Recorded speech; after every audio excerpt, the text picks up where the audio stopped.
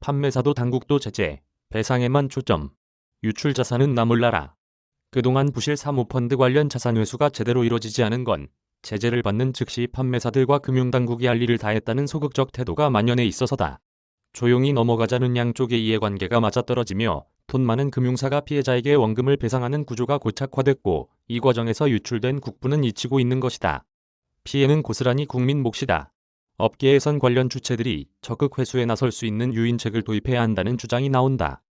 찾을 수 있는 돈도 안 찾아. 5일 금융투자업계에 따르면 라임 자산운용, 옵티머스 자산운용, 이탈리아 헬스케어 펀드 등 대표적인 사모펀드 부실 및 환매 중단 사태로 인한 피해 금액만 합해도 2조 원을 훌쩍 넘어선다. 이외에도 젠투 파트너스 펀드, 알펠루트 자산운용 펀드, 해외금리연계 파생결합 펀드 등 피해 규모도 크다. 이 가운데 피해액이 온전히 복구된 사례는 없다. 대개 자산 회수 능력을 상실한 운용사는 업무 정지 혹은 퇴출되고 은행이나 증권사 등 판매사와 피해자 단체의 법적 다툼으로 비화되는 수순을 밟는다. 불완전 판매에 책임을 묻는 피해자와 자신들도 불완전한 상품의 피해자라는 판매사들 입장이 합의점을 찾지 못하면서 사건은 공회전한다. 문제는 찾을 수 있는 돈들이 버젓이 있는데도 아무도 이를 찾아오지 않으려는 것이다. 한 금융투자업계 관계자는 만기가 도래하는 채권의 원리금을 확보하거나 토지, 건물 등 환물을 회수하면 못해도 10에서 20%는 찾아올 수 있다. 회수율이 50% 되는 펀드도 많다. 1조 원이 부실난 경우 1,000억 원에서 많게는 5천억 원까지 찾을 수 있다는 뜻이라고 말했다. 당국 판매사 피해자 제재부터. 하지만 안타깝게도 회수는 금융사, 금융당국, 피해자 어느 쪽 요구에서도 비켜나 있다.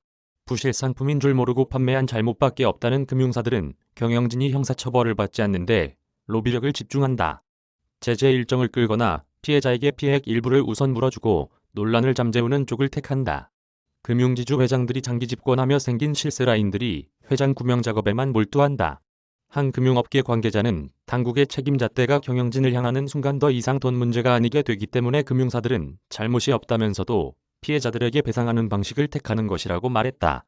금융당국 역시 회수보다 제재에 초점을 맞춘다. 금융사 군기잡기와 투자자의 분노를 잠재우는 일을 우선순위로 삼아서다. 사모펀드 불완전 판매에 대한 책임을 논하는 금감원제재심의위원회와 분쟁조정위원회는 기관 업무나 개인의 책임에 대해선 날선 공방을 벌이지만 피해금을 되돌려 놓을 방안에 대한 논의는 이뤄지지 않는다.